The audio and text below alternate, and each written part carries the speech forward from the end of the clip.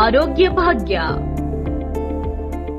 ವೀಕ್ಷಕರೇ ನಮಸ್ಕಾರ. ಇದು ಕೊಡಗು ಚಾನಲ್ನ ಆರೋಗ್ಯ ಭಾಗ್ಯ ಕಾರ್ಯಕ್ರಮ. ನಾವು ನಿಮ್ಮ ಆರೋಗ್ಯವನ್ನ ಕಾಪಾಡಿಕೊಳ್ಳುವ ನಿಟ್ಟಿನಲ್ಲಿ ಕೆಲವೊಂದು ಸಲಹೆ ಸೂಚನೆಗಳನ್ನ ತಜ್ಞ ವೈದ್ಯರಿಂದ ನೀಡುವಂತ ನಿಟ್ಟಿನಲ್ಲಿ ಆರೋಗ್ಯ ಭಾಗ್ಯ ಕಾರ್ಯಕ್ರಮವನ್ನು ನಡೆಸ್ತಾ ಬರ್ತಾ ಇದ್ದೀವಿ.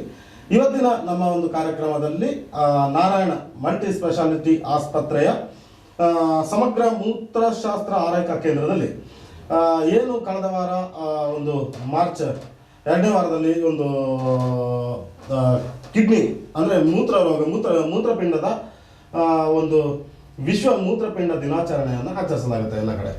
ಇದರ ಅಂಗವಾಗಿ ಒಂದು ಮೂತ್ರಪಿಂಡ ಮಾಸಾಚರಣೆ ಅಂತಕ್ಕಂಥ ಒಂದು ಕಾರ್ಯಕ್ರಮವನ್ನು ಹಮ್ಮಿಕೊಂಡು ಇತ್ತೀಚೆಗೆ ತಾನೇ ಒಂದು ಕ್ಯಾನ್ಸರ್ ಮಾಸಾಚರಣೆಯನ್ನು ಕೂಡ ನಾರಾಯಣ ಆಸ್ಪತ್ರೆ ಆಚರಿಸಿತ್ತು. ಅದೇ ರೀತಿಯಲ್ಲಿ ಈಗ ಮೂತ್ರಪಿಂಡದ ಒಂದು ಮಾಸಾಚರಣೆ ಮಾಡುವ ಮೂಲಕ ಸಮಗ್ರ ಕಿಡ್ನಿಗೆ ಸಂಬಂಧಿಸಿದಂತೆ ಸಮಗ್ರ ಆರೈಕಾ ಕೇಂದ್ರದಲ್ಲಿ ಎಲ್ಲ ರೀತಿಯ ಚಿಕಿತ್ಸೆ ಹಾಗೆಯೇ ಪರೀಕ್ಷೆಗಳು, ಅದಕ್ಕೆ ಸಂಬಂಧಪಟ್ಟಂತೆ ಪರೀಕ್ಷೆಗಳನ್ನು ನಡೆಸ್ತಾ ಈ ಒಂದು ಮಾಸ ಕಿಡ್ನಿಗೆ ಸಂಬಂಧಪಟ್ಟ ಎಲ್ಲ ಒಂದು ಕಾಯಿಲೆಗಳಿಗೂ ಅದಕ್ಕಂತಲೇ ಯಾರು ಎಕ್ಸ್ಪರ್ಟ್ಗಳು ಇರ್ತಾರೆ, ಅವರ ಒಂದು ತಜ್ಞ ವೈದ್ಯರು ಇರ್ತಾರೆ, ಅವರಿಂದ ನಿಮಗೆ ಪರೀಕ್ಷೆ ಮಾಡಿಸಲಾಗುತ್ತೆ. ಇದು ನಾರಾಯಣ ಆಸ್ಪತ್ರೆ ಮೈಸೂರಿನ ರಿಂಗ್ ರಸ್ತೆಯಲ್ಲಿ ಇರ್ತಕ್ಕಂಥದ್ದು, ಕೊಡಗಿಗೆ ಅತಿ ಸಮೀಪದಲ್ಲಿ ಈ ಆಸ್ಪತ್ರೆ ಇರ್ತಕ್ಕಂಥದ್ದು.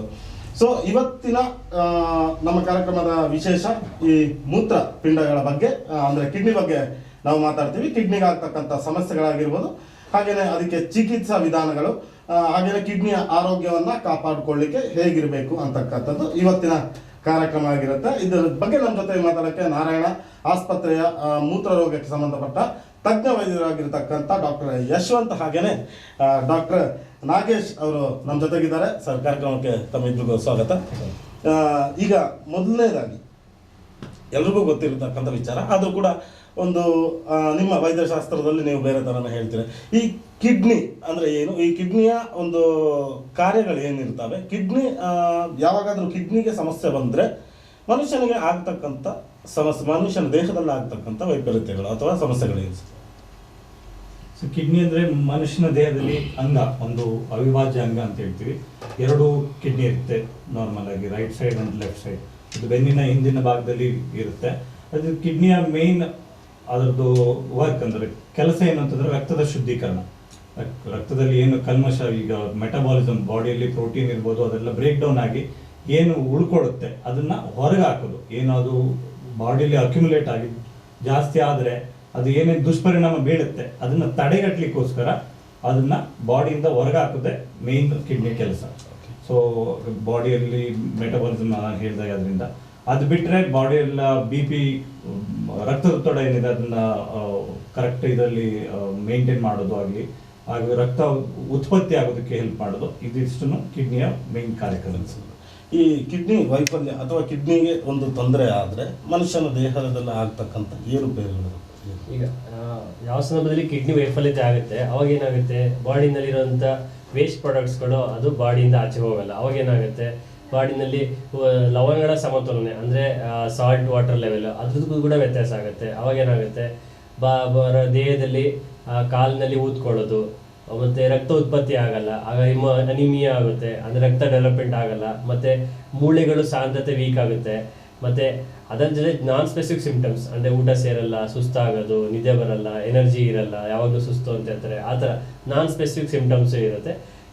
ಜೊತೆಗೆ ಯಾವಾಗ ಬ್ಲಡ್ ಟೆಸ್ಟ್ ಎಲ್ಲ ಮಾಡಿಸಿದಾಗ ಬಾಡಿನಲ್ಲಿ ಯೂರಿಯಾ ಲೆವೆಲ್ ಜಾಸ್ತಿ ಇರೋದು, ಕ್ರಿಯಾಟಿನಿನ್ ಲೆವೆಲ್ ಜಾಸ್ತಿ ಇರೋದು ರಕ್ತದಲ್ಲಿ, ಇಲ್ಲಾಂದರೆ ಯೂರಿನಲ್ಲಿ ಪ್ರೋಟೀನ್ ಲೀಕ್ ಆಗೋದು, ಅಂದರೆ ಯಾವಾಗ ಕಿಡ್ನಿದು ಫಿಲ್ಟರ್ ಡ್ಯಾಮೇಜ್ ಆಗುತ್ತೆ ಆಗ ಪ್ರೋಟೀನ್ ಲೀಕ್ ಆಗೋದು, ಆ ಥರ ಸಮಸ್ಯೆಗಳಿರುತ್ತೆ. ಯಾವಾಗ ಈ ಕಿಡ್ನಿ ವೈಫಲ್ಯತೆ ಅಂತಿಮ ಅಂತ ತಲುಪುತ್ತೆ ಆವಾಗ ಏನಾಗುತ್ತೆ, ಬಾಡಿದ ಎಲ್ಲ ಆರ್ಗನ್ ಮೇಲೂ ಎಫೆಕ್ಟ್ ಆಗುತ್ತೆ. ಹಾರ್ಟ್ ಮೇಲಾಗಲಿ, ಬ್ರೈನ್ ಮೇಲಾಗಲಿ, ಈಗ ಎನ್ಸೆಫಲೋಪತಿ ಅಂತ ಸೀಸರ್ ಆಗ್ಬೋದು, ಹಾರ್ಟ್ ಮೇಲಾಗಿ ಕಾರ್ಡಿಯೋಮಯೋಪತಿ ಅಂತ ಆಗ್ಬೋದು. ಅಂದರೆ over all kidney function affect ಆದಾಗ ಬಾಡಿನಲ್ಲಿ ವೇಸ್ಟ್ ಪ್ರಾಡಕ್ಟ್ಸ್, ಆಸಿಡ್ ಅಂಶಗಳು ಅಕ್ಯುಮುಲೇಟ್ ಆಗಿ ಅದ್ರ ತಕ್ಕಾಗಿ ಬಾಡಿ ಪ್ರತಿಯೊಂದು ಅಂಗಾಂಗನೂ ಅದಕ್ಕೆ ತೊಂದರೆಗಳು ಒಳಗಡೆ ಆಗುತ್ತೆ. ಓಕೆ, ಈಗ ನಾವು ಮೊದಲೆಲ್ಲ ಈಗ ಒಂದು 50-60 ವರ್ಷದ ಹಿಂದೆ ನಾವು ನೋಡೋದಾದರೆ ಈ ಕಿಡ್ನಿಯ ಸಮಸ್ಯೆಗಳಾಗಲಿ ಬೇರೆ ಆರೋಗ್ಯ ಸಮಸ್ಯೆಗಳು ಕೂಡ ಇರಲಿಲ್ಲ. ಅವರ ಒಂದು ಆರೋಗ್ಯ ಪದ್ಧತಿ ಆಗಿರ್ಬೋದು, ಆಹಾರ ಪದ್ಧತಿ ಆಗಿರ್ಬೋದು, ಅವರ ಜೀವನ ಶೈಲಿ ಆಗಿರ್ಬೋದು ತುಂಬಾ ಚೆನ್ನಾಗಿತ್ತು. ನಾವು ಹಳೆಬರಿಗೆಲ್ಲ ಕಿಡ್ನಿಗಳು ಅಷ್ಟು ಯಾರು ನಾವು ಕೇಳೇ ಇಲ್ಲ. ತುಂಬ ಅಪರೂಪದ ಕಾಯಿಲೆ ಆಗಿತ್ತು ಈ ಕಿಡ್ನಿ ವೈಫಲ್ಯ ಅಂತಕ್ಕಂಥದ್ದು. ಇತ್ತೀಚಿನ ದಿನಗಳಲ್ಲಿ ನಮ್ಮ ಫುಡ್ ಸಿಸ್ಟಮ್ ಆಗಿರ್ಬೋದು, ಹಾಗೇನೆ ನಮ್ಮ ಜೀವನ ಶೈಲಿಯಿಂದ ಆಗಿರ್ಬೋದು, ಹೆಚ್ಚಾಗಿ ಈ ಕಿಡ್ನಿಗೆ ಸಂಬಂಧಪಟ್ಟಂತೆ ಸಮಸ್ಯೆಗಳು ನಮ್ಗೆ ಕಾಣಿಸ್ಕೊಳ್ತಾ ಇರ್ತಕ್ಕಂಥ ಡಾಕ್ಟರ್. ಈಗ ಈ ಕಿಡ್ನಿಯ ಆರೋಗ್ಯವನ್ನು ಕಾಪಾಡಿಕೊಳ್ಳೋದು ಹೇಗೆ ಅಂತಕ್ಕಂಥದ್ದು ಈಗ ಒಂದು ದೊಡ್ಡ ಸವಾಲು ಸಮಸ್ಯೆ ಆಗಿದೆ ಜನರಿಗೆ. ಸೊ ಈ ಯಾವ ರೀತಿಯಲ್ಲಿ ನಾವು ಕಿಡ್ನಿಯ ಆರೋಗ್ಯವನ್ನು ಕಾಪಾಡಿಕೊಳ್ಳಬಹುದು ಅಂತ ಹೇಳಿದಾಗೆ ಮುಂಚಿನ ಇದರಲ್ಲಿ ನಮ್ಮ ಹಿರಿಯರಿಗೆ ಅಂದರೆ ನಮ್ಮ ಹಿಂದಿನ ಪೀಳಿಗೆ ಅವರಿಗೆ ಜಾಸ್ತಿ ಕಿಡ್ನಿ ವೈಫಲ್ಯ ಆಗಿರ್ಬೋದು, ಬೇರೆ ಈ ಥರ ಕಾಯಿಲೆ ಇರ್ತಾ ಇರಲಿಲ್ಲ. ಅದು ಖಂಡಿತ. ಅದು ಅವರ ವೃದ್ಧಾಪ್ಯದಲ್ಲಿ ಅಂದರೆ 80-90 ವರ್ಷದಲ್ಲಿ ಬಂದ್ರೂ ಅದು ಗೊತ್ತಾಗ್ತಿಲ್ಲ, ಯಾರಿಗೂ ಇರ್ತಿರ್ಲಿಲ್ಲ, ಚೆಕ್ ಮಾಡಿಸ್ಕೊಳ್ತಾ ಇರಲಿಲ್ಲ, ಅದು ಗೊತ್ತಾಗ್ತಿಲ್ಲ. ಏನೋ ಅದು ತುಂಬಾ ವಯಸ್ಸಾಗಿತ್ತು, ವಯೋಸಹಜ ಕಾಯಿಲೆಗಳು ಅಂತ ತಿಳ್ಕೊಂಡು ಬಿಟ್ಬಿಡ್ತಾ ಇದ್ರು. ಈಗಿನ ಇದರಲ್ಲಿ ಜೀವನ ಶೈಲಿ ಇರ್ಬೋದು, ಊಟದ ವ್ಯತ್ಯಾಸ ಇರ್ಬೋದು, ಅದರಿಂದೆಲ್ಲ ಆಗಿರೋದ್ರಿಂದ ಈ ಯಂಗರ್ ಏಜ್ ನಲ್ಲಿ ಅಂದ್ರೆ ಹದಿವಯಸ್ಸಿನಲ್ಲೇ ಡಯಾಬಿಟಿಸ್ ಬರೋದು, BP ಬರೋದು, ಇದೆಲ್ಲ ಕಾಮನ್ ಆಗ್ಬಿಟ್ಟಿದೆ. ಈ 30 ವರ್ಷಕ್ಕೆ 40 ವರ್ಷಕ್ಕೆ ಡಯಾಬಿಟಿಸ್ ಬರ್ತಾ ಇದೆ, ಹೈಪರ್ ಟೆನ್ಷನ್, BP ಜಾಸ್ತಿ ಆಗ್ತಾ ಇದೆ. ಇದೆಲ್ಲದ್ರಿಂದ ಅದರ ದುಷ್ಪರಿಣಾಮ ಏನಾಗುತ್ತೆ, ಕಿಡ್ನಿ ಮೇಲೆ ಬೀಳ್ತಾ ಇದೆ. ಯಾವಾಗ ಜಾಸ್ತಿ ದಿವಸ ತುಂಬಾ ವರ್ಷಾನ್ಗಟ್ಲೆ ಅದು ಅನ್ಕಂಟ್ರೋಲ್ಡ್ ಅಂತ ಹೇಳ್ತಾರೆ, ಅನ್ಕಂಟ್ರೋಲ್ಡ್ ಡಯಾಬಿಟಿಸ್ ಇರ್ಬೋದು ಅಥವಾ BP ಇರ್ಬೋದು, ಅದು ಇದ್ದಾಗ ಅವನ ಕಾರ್ಯವೈಖರಿಯಿಂದ ಕಿಡ್ನಿ ಮೇಲೆ ಪರಿಣಾಮ ಬೀರಿ ಏನು ಪ್ರೋಟೀನ್ ಲೀಕ್ ಆಗೋದ್ರಿಂದ ಕಿಡ್ನಿ ಮೇಲೆ ದುಷ್ಪರಿಣಾಮ ಬೀಳುತ್ತೆ. ಆಗ ಕಿಡ್ನಿ ಅದು ಕಾರ್ಯವೈಫಲ್ಯ ಆಗಿ ಅದು ಕಿಡ್ನಿ ಫೇಲ್ಯೂರ್ ಅಂತ, ಅದು ಬೇರೆ ಸ್ಟೇಜಸ್ ಇರುತ್ತೆ. ಸೊ ಆ ಥರ ಆಗುತ್ತೆ. ಅದಕ್ಕೆ ನಾವು ತಡೆಗಟ್ಟೋ ವಿಧಾನ ಅಂತಂದ್ರೆ ನಾವು ಜೀವನ ಶೈಲಿ ಏನಿದೆ ಅದು ಬದಲಾಯಿಸಬೇಕು. ಅದು ಖಂಡಿತವಾಗ್ಲಿ ಸಮತೋಲನವಾದ ಆಹಾರ ತಗೊಳ್ಬೇಕು. ಒಂದು ಯಾರಿಗೆ ಈ ಶುಗರ್ ಅಥವಾ ಡಯಾಬಿಟಿಸ್ ಅಂತ ಹೇಳ್ತೀವಿ, ಅದು BP ಡೆವಲಪ್ ಆಗಿರುತ್ತೆ, ಅವರು ರೆಗ್ಯುಲರ್ ಆಗಿ ಚೆಕಪ್ ಮಾಡಿಸ್ಕೊಳ್ಬೇಕು. ರೆಗ್ಯುಲರ್ ಆಗಿ ಚೆಕಪ್ ಮಾಡಿಸ್ಕೊಳ್ಬೇಕು, ಒಂದು ಅದು ಕಂಟ್ರೋಲಲ್ಲಿ ಇಟ್ಕೋಬೇಕು. ಹಾಗೇನೆ ಈ ಕಿಡ್ನಿ ಅಂಶ ಏನಿದೆ, ಕ್ರಿಯಾಟಿನಿನ್ ಇರ್ಬೋದು ಅಥವಾ ಅಲ್ಟ್ರಾಸೌಂಡ್ ಅಥವಾ ಯೂರಿನ್ ಟೆಸ್ಟ್ ಏನಿದೆ, ಯೂರಿನ್ ಪ್ರೋಟೀನ್ ಲೀಕ್ ಆಗ್ತಿದೆ, ಇದೆಲ್ಲ ಪ್ರತಿ ವರ್ಷಕ್ಕೊಮ್ಮೆ ಆದರೂ ಚೆಕ್ ಮಾಡಿಸ್ಕೊಳ್ತಾ ಇರಬೇಕು. ಅಂದರೆ ಈಗ ಕಿಡ್ನಿನಲ್ಲಿ ಏನೋ ಒಂದು ಸಮಸ್ಯೆ ಕಾಣಿಸ್ಕೊಳ್ತಾ ಇದೆ ಅಂದಾಗ ಸಾಧಾರಣವಾಗಿ ಯಾವಾಗ ನಾವು ಆಸ್ಪತ್ರೆಗೆ ಹೋಗಬೇಕು ಅಂತಕ್ಕಂಥದ್ದು ತುಂಬ ಗೊಂದಲ ಇರುತ್ತೆ. ಸಾಮಾನ್ಯ ಜನರಿಗೆ ಗೊತ್ತಿರೋದಿಲ್ಲ ಅದ್ರ ಬಗ್ಗೆ. ಯಾವ ಸಂದರ್ಭದಲ್ಲಿ ನಾವು ಆಸ್ಪತ್ರೆಗೆ ಹೋಗಬೇಕು, ಈಗ ಕಿಡ್ನಿಯಲ್ಲಿ ಏನೋ ಒಂದು ಸಮಸ್ಯೆ ಇದೆ ಅಂತಕ್ಕಂಥದ್ರ ಲಕ್ಷಣಗಳು ಏನು ಅಂತ ಅಂದರೆ ಯಾವಾಗ ಕಿಡ್ನಿ ಸಮಸ್ಯೆಗಳು ಕಾಣಿಸ್ಕೊಳ್ಳುತ್ತೆ ಅವಾಗ ಕಾಲು ಉತ್ಕೊಳ್ಳೋ ಶುರುವಾಗ್ಬೋದು. ಇಲ್ಲ ಅಂತಂದರೆ ಯೂರಿನಲ್ಲಿ ಫ್ರೋತಿನೆಸ್ ಅಂತ ಹೇಳ್ತಾರೆ, ನೊರೆ ಥರ ಯೂರಿನ್ ಹೋಗ್ಬೋದು. ಇಲ್ಲ ಯೂರಿನ್ನು ನಾರ್ಮಲ್ ಆಗಿ ಲೈಟ್ ಎಲ್ಲೋ ಇರುತ್ತೆ, ಅದು ಬದಲು ತುಂಬ ಡಾರ್ಕ್ ಕಲರ್ ಬ್ಲೀಡಿಂಗ್ ಥರನೂ ಆಗಿರ್ಬೋದು. ಇಲ್ಲ ಅಂತ ಹೇಳಿದ್ರೆ ಯಾವಾಗ ಕಿಡ್ನಿ ಸ್ಟೋನ್ ಸಮಸ್ಯೆ ಬರುತ್ತೆ ಆವಾಗ ಸೊಂಟ ನೋವು ಇರ್ಬೋದು. ಇಲ್ಲಾಂದರೆ ಮೂತ್ರ ಇನ್ಫೆಕ್ಷನ್ ಆದಾಗ ಯೂರಿನ್ ಪದೇ ಹೋಗುವಂಥದ್ದು. ಇಲ್ಲ ಅಂತ ಹೇಳಿದ್ರೆ ಯೂರಿನ್ ಮಾಡ್ಬೇಕಾದ್ರೆ ನೋವು ಬರೋದು, ಉರಿ ಬರೋದು, ಅದು ಇರ್ಬೋದು. ಇದು ಒಂದು ಥರ ಲಕ್ಷಣಗಳು. ಇನ್ನೊಂದು ಅಂತ ಹೇಳಿದ್ರೆ ಯಾವಾಗ ಕಿಡ್ನಿ ಫೇಲ್ಯೂರ್ ಅಂದರೆ ಕಿಡ್ನಿ ವೈಫಲ್ಯತೆ ಆಗುತ್ತೆ ಆವಾಗ ಏನಾಗುತ್ತೆ, ಬಾಡಿನಲ್ಲಿ ರಕ್ತ ಕಮ್ಮಿ ಆಗುತ್ತೆ, ಮೂಳೆಗಳು ವೀಕ್ ಆಗುತ್ತೆ. ಯಾವಾಗ ಅವ್ರಿಗೆ ನಾನ್ ಸ್ಪೆಸಿಫಿಕ್ ಸಿಂಪ್ಟಮ್ಸ್ ಬರೋಕ್ಕೆ ಶುರುವಾಗುತ್ತೆ. ಅದ್ರ ಜೊತೆಗೆ ಕೆಲವು particular group of people they are at risk. ಅಂದರೆ ಸ್ಪೆಸಿಫಿಕಲಿ ಡಯಾಬಿಟಿಕ್ ಪೇಷಂಟ್ಸ್. ಈಗ ಡಯಾಬಿಟಿಕ್ ಪೇಷಂಟ್ಸಲ್ಲಿ ಏನಂತ ಹೇಳಿದ್ರೆ 100-30% ಜನಕ್ಕೆ ಅವ್ರಿಗೆ ಕಿಡ್ನಿ ವೈಫಲ್ಯತೆ ಅನ್ನೋದು ಕಿಡ್ನಿ ಅಫೆಕ್ಟ್ ಆಗೋ ಚಾನ್ಸಸ್ ಇರುತ್ತೆ. 100-10% ಜನಕ್ಕೆ ಕಿಡ್ನಿ ಫೇಲ್ಯೂರ್ ಆಗೋದು ಚಾನ್ಸಸ್ ಇರುತ್ತೆ. ಅದರಿಂದ ಈ ಡಯಾಬಿಟಿಕ್ ಪೇಷಂಟ್ಸ್ ಪರ್ಟಿಕ್ಯುಲರ್ಲಿ ಆದಷ್ಟು ಯೂರಿನ್ ನೊರೆ ಬಂದಾಗ, ಕಾಲು ಊತ ಬಂದಾಗ, ಯಾವಾಗ ಈ ಕಣ್ಣಿನ ಸಮಸ್ಯೆ ಬಂತಲ್ಲ ಆವಾಗ ಅದೇ ಥರ ನರಗಳು ಕಿಡ್ನಿನಲ್ಲಿ ಇರುತ್ತೆ. ಅದೇ ರೀತಿ ಒಂದು ಕಿಡ್ನಿ ಒಂದು ಸ್ಕ್ರೀನಿಂಗ್ ಟೆಸ್ಟ್ ಮಾಡಿಸ್ಬೇಕಾದ ಅವಶ್ಯಕತೆ ಇರುತ್ತೆ. ಸೊ ಈಗ ಹೆಚ್ಚಾಗಿ ಈಗ ನಾವು ಕಾಣಿಸ್ಕೊಳ್ತಾ ಇರೋದು ಹೆಚ್ಚಾಗಿ ಯಾವ ವಯಸ್ಸಿನವರಲ್ಲಿ ಕಿಡ್ನಿ ಸಮಸ್ಯೆಗಳು ಕಾಣಿಸ್ತಾ ಇದೆ ಅಂತ? ಕಿಡ್ನಿ ಸಮಸ್ಯೆಗೆ ವಯಸ್ಸಿನ ಪರಿಮಾಣ ಇಲ್ಲ. ಯಾಕೆಂದ್ರೆ ಅದು ಹುಟ್ಟಿದ ಮಗುವಿನಿಂದ ಹಿಡಿದು ವಯಸ್ಸಾದವರು 80-90 ವರ್ಷದ ಅಲ್ಲಿ ಬರ್ಬೋದು. ಹುಟ್ಟಿದ ಮಗುವಿನಲ್ಲಿ ಯೂಶಲಿ ಏನಾಗುತ್ತೆ, ಬೆಳವಣಿಗೆ, ತಾಯಿ ಹೊಟ್ಟೆಲಿ ಮಗು ಬೆಳವಣಿಗೆ ಆಗ್ಬೇಕಾದ್ರೆ ನ್ಯೂನತೆಗಳಿರುತ್ತೆ. ಕಿಡ್ನಿ ಬ್ಲಾಕ್ ಇರ್ಬೋದು ಅಥವಾ ಮೂತ್ರನಾಳದ ಬ್ಲಾಕ್ ಇರ್ಬೋದು. ಅದರಿಂದ ಯೂಶಲಿ ಕಿಡ್ನಿ ಡ್ಯಾಮೇಜ್ ಆಗುತ್ತೆ, ಕಿಡ್ನಿ ಫೇಲ್ಯೂರ್ ಆಗೋ ಪರಿಸ್ಥಿತಿ ಇರುತ್ತೆ. ಬಟ್ ಕಾಮನ್ ಆಗಿ ಅಂತಂದ್ರೆ ಯಾವಾಗ ಇದು ಡಯಾಬಿಟಿಸ್ ಇದೆಲ್ಲ ಶುರು ಆಗುತ್ತೆ 50 ವರ್ಷದ ನಂತರ, 40-50-60 ಈ ವಯಸ್ಸಿನವರಲ್ಲಿ ಹೆಚ್ಚು ಕಾಮನ್ ಆಗಿದ್ದು ಕಾಣಿಸ್ಕೊಳ್ಳುತ್ತೆ ಕಿಡ್ನಿ ಫೇಲ್ಯೂರ್ ಅಂತ ಏನು ಹೇಳ್ತೀವಿ. ಈಗ ನೀವು ಹೇಳಿದ್ರೆ ನವಜಾತ ಶಿಶುಗಳು ಕಾಣಿಸ್ಕೊಳ್ಳುತ್ತೆ ಅಂತ, ಅಂದ್ರೆ ಭ್ರೂಣದ ಹಂತದಲ್ಲೇ ಇದ್ದಾಗ ಕಿಡ್ನಿ ಸಮಸ್ಯೆ ಹೌದು. ಈಗ ಇತ್ತೀಚೆಗೆ ಏನು ರೂಢಿ ಏನಿದೆ ಅಂತಂದ್ರೆ, ತಾಯಿ ಗರ್ಭಿಣಿ ಆದಾಗ್ಲೇನೆ ಎಲ್ಲರಿಗೂ ಸ್ಕ್ಯಾನಿಂಗ್ ಕಡ್ಡಾಯವಾಗಿದೆ, ಕಡ್ಡಾಯ ಮಾಡೇ ಮಾಡ್ತಾರೆ. ಅವಾಗ ಮಗುವಿನ ಕಿಡ್ನಿ ಹೇಗಿದೆ, ಒಂದು ಕಿಡ್ನಿ ಏನಾದ್ರು ಊದ್ಕೊಂಡಿದ್ಯಾ, ಬ್ಲಾಕ್ ಇದೆಯಾ ಅಂತ ಗೊತ್ತಾಗುತ್ತೆ ನಮ್ಗೆ.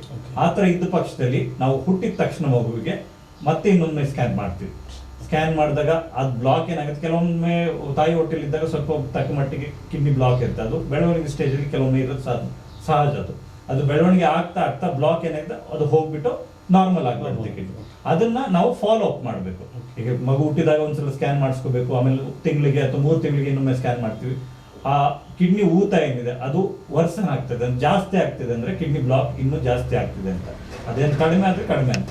ಅದಕ್ಕೋಸ್ಕರ ಬ್ಲಾಕೇಜ್ ಎಷ್ಟು ಸಿವಿಯರ್ ಇದೆ ಅಂತ ನೋಡ್ಲಿಕ್ಕೆ ಬೇರೆ ಬೇರೆ ತರದ ಪರೀಕ್ಷೆಗಳಿದೆ.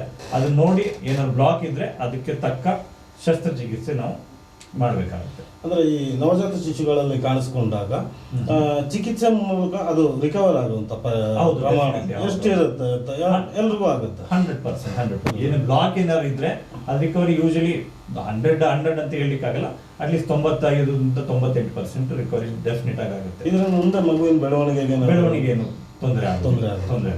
ಅದು ಅರ್ಲಿ ಸ್ಟೇಜ್ ನಲ್ಲೇ ಗೊತ್ತಾಗಿ ಅದನ್ನು ಸರಿಪಡಿಸಿದ್ರೆ ಮುಂದಿನ ಮಗುವಿನ ಜೀವಕ್ಕೆ ಅಥವಾ ಬೆಳವಣಿಗೆ ಆಗಲಿ ಏನು ತೊಂದರೆ.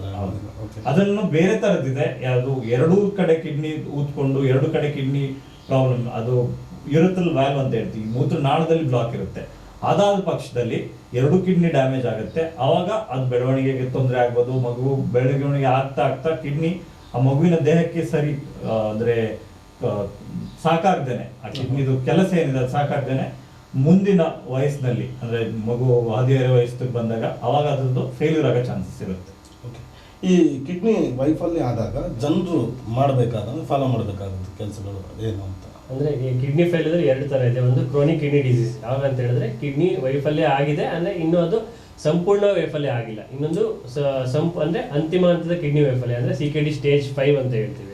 ಯಾವ ಕಿಡ್ನಿ ವೈಫಲ್ಯ ಆಗಿರುತ್ತೆ, ಯಾವಾಗ ಕಿಡ್ನಿ ತಕ್ಕಮಟ್ಟಿಗೆ ಕೆಲಸ ಮಾಡ್ತಾ ಇರಲ್ಲ, ಅವಾಗ ಏನಾಗುತ್ತೆ ಅಂತ ಹೇಳಿದ್ರೆ ಕಿಡ್ನಿನಲ್ಲಿ ಆ ವೇಸ್ಟ್ ಎಕ್ಸ್ಕ್ರೀಟಿಂಗ್ ಕೆಪಾಸಿಟಿ ಇರಲ್ಲ. ಅಂದ್ರೆ ಕೊಳೆ ಅಂಶಗಳನ್ನ, ಆಸಿಡ್ ಅಂಶಗಳನ್ನ, ಅತಿಯಾದ ಲವಣಾಂಶಗಳನ್ನ ಆಚೆಗೆ ಹಾಕುವಂತ ಕೆಪಾಸಿಟಿ ಇರಲ್ಲ.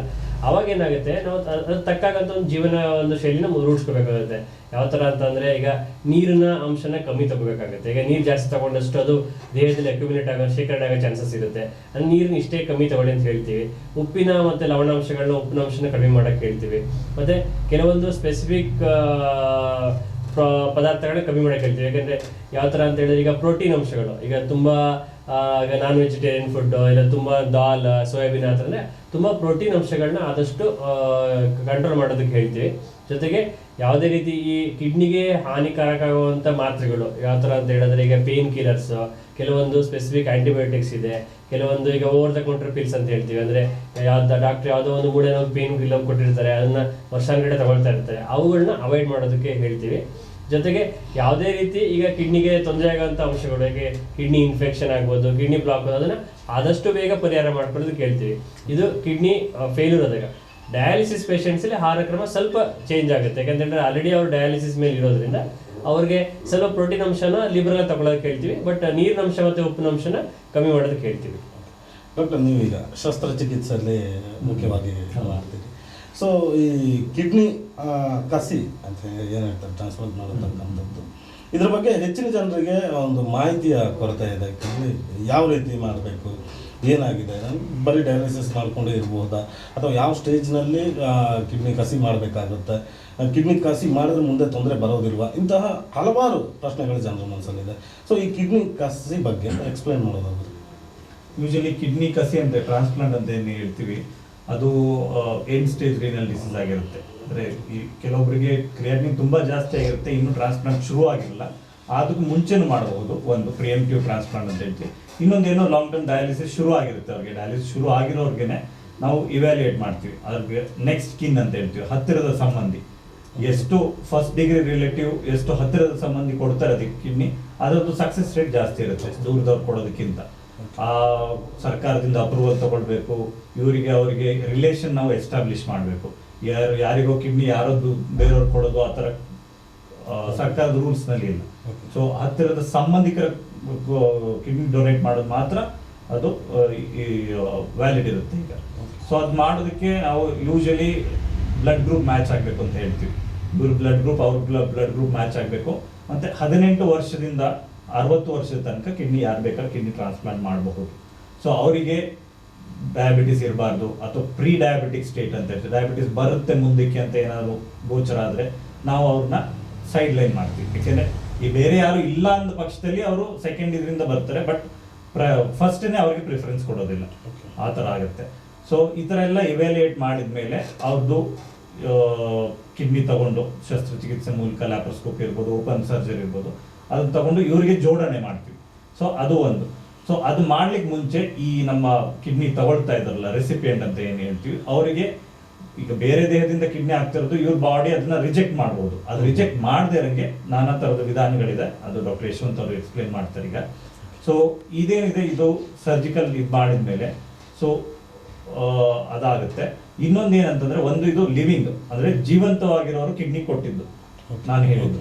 ಇನ್ನೊಂದು ಏನಿದೆ ಅಂತಂದ್ರೆ, ಈಗ ಕೆಲವರಿಗೆ ಆಕ್ಸಿಡೆಂಟ್ ಆಗಿರ್ಬೋದು, ಬೇರೆ ಏನೋ ತೊಂದರೆ ಆಗಿ ಬ್ರೈನ್ ಡ್ಯಾಮೇಜ್ ಆಗುತ್ತೆ, ಬ್ರೈನ್ ಡೆತ್ ಅಂತ ಹೇಳ್ತೀವಿ. ಬ್ರೈನ್ ಡೆತ್ ಇರುತ್ತೆ, ಬಟ್ ಹಾರ್ಟ್ ಹೊಡ್ಕೊಳ್ತಾ ಇರುತ್ತೆ, ಹಾರ್ಟ್ ಬೀಟಿಂಗ್ ಇರುತ್ತೆ, ರಕ್ತ ಸಂಚಲನ ಎಲ್ಲ ಇರುತ್ತೆ.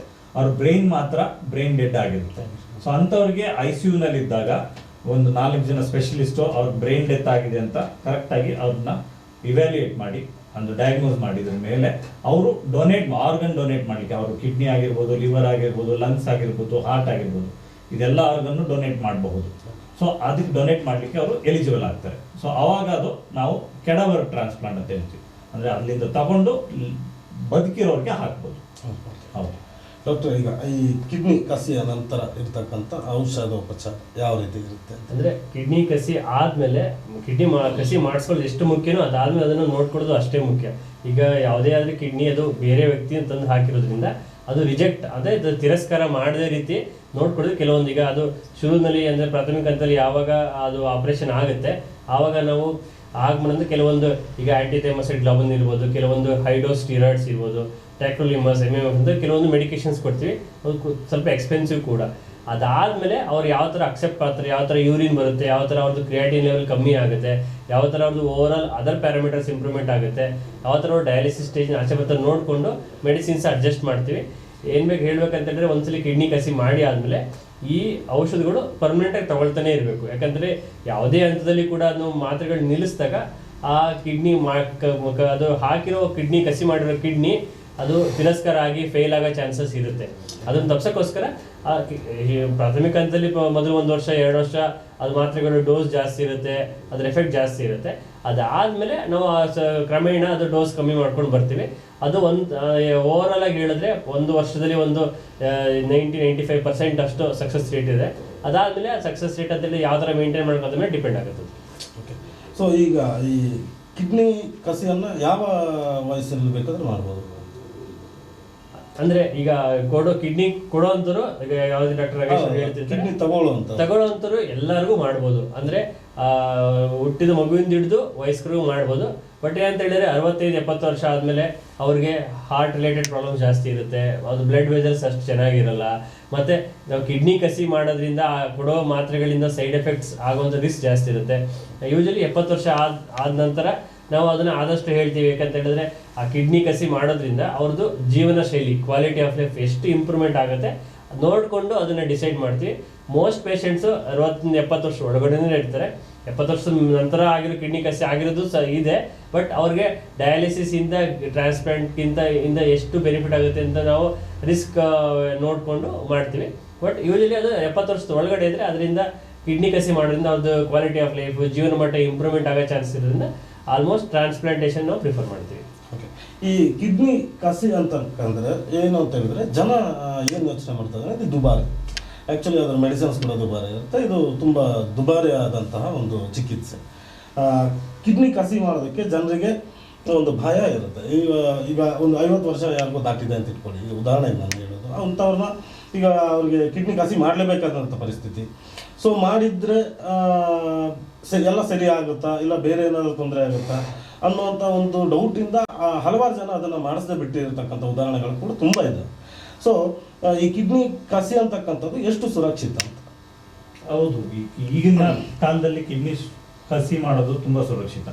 ಮುಂಚೆ ನಾನು ಹೇಳಿದಾಗೆ ಅದೇ ಗ್ರೂಪ್ ಬೇಕು ಅಂತ ಹೇಳ್ತಾ ಇದ್ರು. ಈಗ ಹೊಸ ತರದ ವಿಧಾನಗಳೆಲ್ಲ, ಸರ್ಜಿಕಲ್ ಟೆಕ್ನಿಕ್ಸ್ ಆಗಿರ್ಬೋದು ಅಥವಾ ಏನೇನು ಮೆಡಿಸಿನ್ಸ್ ಹೇಳಿದ್ರಲ್ಲ ಅದ್ರದ್ದು ಹೊಸ ಇದರಿಂದ ಇರ್ಬೋದು. ಸೊ ಬೇರೆ ಅಕ್ರಾಸ್ ದ ಬ್ಲಡ್ ಗ್ರೂಪ್ ಅಂತ ಹೇಳ್ತೀವಿ. ಇವಾಗ ಒಬ್ಬ ಎ ಗ್ರೂಪ್ ಅವರಿಗೆ ಬೇರೆ ಗ್ರೂಪ್ ಅವ್ರು ಕೊಡೋದು, ಬಿ ಗ್ರೂಪ್ ಅವ್ರು ಕೊಡೋದು ಕೂಡ ಸಾಧ್ಯತೆ ಆಗಿದೆ ಈಗ. ಸೊ ಆ ಥರ ಎಲ್ಲ ಇರೋದ್ರಿಂದ ಕಿಡ್ನಿ ಕಸಿ ಮಾಡೋದು ಸುರಕ್ಷಿತ, ಹಾಗೂ ಅದರದ್ದು ಸಕ್ಸಸ್ ರೇಟ್ಸ್ ಕೂಡ ತುಂಬ ಇಂಪ್ರೂವ್ಮೆಂಟ್ ಆಗಿದೆ. ಓಕೆ. ಸೊ ಇದು ಈ ಒಂದು ಭಾಗದಲ್ಲಿ ನಾವು ಕಿಡ್ನಿಯ ಬಗ್ಗೆ ಸಾಕಷ್ಟು ವಿಚಾರಗಳನ್ನು ಹಂಚಿಕೊಂಡ್ವಿ. ಈಗ ಬ್ರೇಕ್ ತಗೊಳ್ಳೋಂಥ ಸಮಯ ಆಗಿದೆ. ಬ್ರೇಕ್ ಆದಮೇಲೆ ಆರೋಗ್ಯ ಭಾಗ್ಯ ಕಾರ್ಯಕ್ರಮ ಮುಂದುವರಿಯುತ್ತೆ.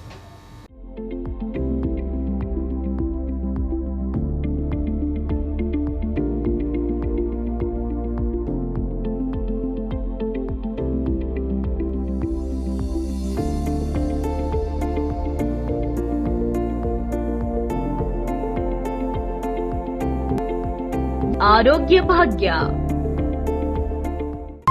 ಅಪ್ಪ ಅಮ್ಮ ಇಲ್ಲಿ ನೋಡಿ, ಜೀವನದಲ್ಲಿ ಮೊದಲೇ ಬಾರಿ ನಾನ್ ಸೈಟ್ ತಗೊಂಡೆ. ಎಲ್ಲಿ ಸೈಟ್ ತಗೊಂಡ್ಯಾ? ಅಷ್ಟೊಂದು ದುಡ್ಡು ಎಲ್ಲಿಂದ ಬಂತು? ಕೋಟಿ ಅಲ್ಲ, ಲಕ್ಷ ಅಲ್ಲ, ತಿಂಗಳಕ್ಕಂತೂ ಬರೀ 10,000 ರೂಪಾಯಿ. ನಮ್ ಭವಿಷ್ಯದ ಮನೆ ಕಟ್ಟೋಕೆ ಇದಕ್ಕಿಂತ ಒಳ್ಳೆ ಜಾಗ ಬೇರೆ ಇಲ್ಲ ಅನ್ನಿಸ್ತು. ಮಂಗಳೂರಿನ ಪಕ್ಷಿಕೆರೆಯಲ್ಲಿ ರೋಹನ್ ಎಸ್ಟೇಟ್ ನಲ್ಲಿ ನಿಮ್ಮ ಅಭಿರುಚಿಗೆ ತಕ್ಕಂತೆ ನಿಮ್ಮ ಬಜೆಟ್ ನಲ್ಲಿ ಮನೆ ಕಟ್ಟಿಸಬಹುದು. ಎಲ್ಲಾ ಸೌಲಭ್ಯಗಳಿರುವ ಸೈಟ್ ನಿಮ್ಮದಾಗಿಸಿ. 300ಕ್ಕೂ ಹೆಚ್ಚು ರೆಡಿ ಸೈಟ್ಗಳು ಲಭ್ಯ. ಹಿಂದೆ ಬುಕ್ ಮಾಡಿ. ರೋಹನ್ ಎಸ್ಟೇಟ್, ಕನಸಿನ ಮನೆಗೆ ಮುನ್ನುಡಿ ಬರೆಯೋಣ.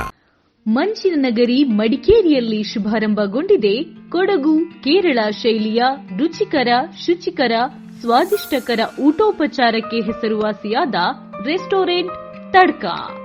ಕೊಡಗಿನ ಶೈಲಿಯ ಕಡಂಬಿಟ್ಟು, ನೂಪುಟ್ಟು, ಅಕ್ಕಿ ರೊಟ್ಟಿ, ಘಮಘಮಿಸುವ ghee rice, chicken curry, mutton curry, ಕುರು ಕರಿ, ಕೇರಳ ಶೈಲಿಯ ಸ್ವಾದಿಷ್ಟಕರವಾದ ಪರಿಮಳಯುಕ್ತ ಕುತ್ತಿಪುಟ್ಟು, ಅಪ್ಪಂ, ಕಡ್ಲೆಕರಿ, ಪತ್ತಲ್, ಮೀನ್ ಕರಿ ನಿಮ್ಮ ತಡ್ಕಾದಲ್ಲಿ. ತಡ್ಕ ವಿಶೇಷ ಆಕರ್ಷಣೆ veg thali meals, non veg thali meals. ಸಮಾರಂಭಗಳಿಗೆ ಕ್ಯಾಟರಿಂಗ್, ಡೋರ್ ಡೆಲಿವರಿ ಸೌಲಭ್ಯವೂ ಇದೆ. ಸಂಪೂರ್ಣ ಶುಚಿತ್ವದೊಂದಿಗೆ ರುಚಿ ರುಚಿಯಾದ ಆಹಾರಕ್ಕಾಗಿ ಹಿಂದೆ ಬನ್ನಿ. ಹೋಟೆಲ್ ತಡ್ಕ, ಕಾಫಿ ಕೃಪಾ ಕಟ್ಟಡ, ರಾಜಸೀಟ್ ರಸ್ತೆ, ಗಾಂಧಿ ಮೈದಾನ ಸಮೀಪ, ಮಡಿಕೇರಿ. ಕೊಡಗಿನ ಸಾಂಪ್ರದಾಯಿಕ ಶೈಲಿಯ ಶುಚಿ ರುಚಿ ಆಹಾರ, ಕೇರಳ ಶೈಲಿಯ ಊಟೋಪಚಾರ ತಡ್ಕದಲ್ಲಿ. ಸುಂದರ ವಾತಾವರಣ, ಉತ್ತಮ ಸೇವೆಗಾಗಿ ಹಿಂದೆ ಭೇಟಿ ನೀಡಿ. Hotel tadka, family restaurant, coffee ಕೃಪಾ ಕಟ್ಟಡ, ರಾಜಸೀಟ್ ರಸ್ತೆ, ಮಡಿಕೇರಿ. ಸಂಪರ್ಕಿಸಿ 8904827402.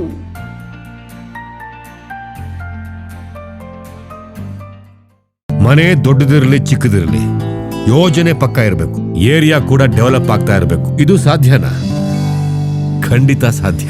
ಮಂಗಳೂರಿನ ಪಕ್ಷಿಕೆರೆಯಲ್ಲಿ ನಮ್ಮ ರೋಹನ್ ಎಸ್ಟೇಟ್ ಒಮ್ಮೆ ನೋಡಿ. ಬರೀ 10,000ಕ್ಕೆ ಬುಕ್ ಮಾಡಿ. ತಿಂಗಳಿಗೆ ಕೇವಲ 10,000 ಇನ್ಸ್ಟಾಲ್ಮೆಂಟ್. ಎಲ್ಲಾ ಸೌಲಭ್ಯಗಳಿರುವ ಸೈಟ್ ನಿಮ್ಮದಾಗಿಸಿ.